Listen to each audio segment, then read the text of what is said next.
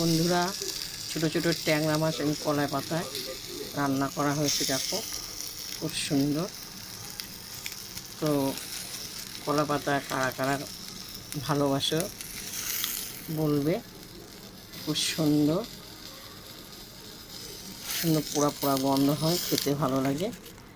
তাই আমি এখানে দেওয়া হয়েছে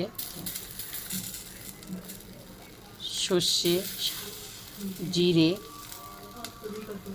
কাঁচা লঙ্কা ভালো করে মেখে, ধনে পাতা আর টমেটো দিয়ে মেখে কলা পাতায় রান্না করেছি।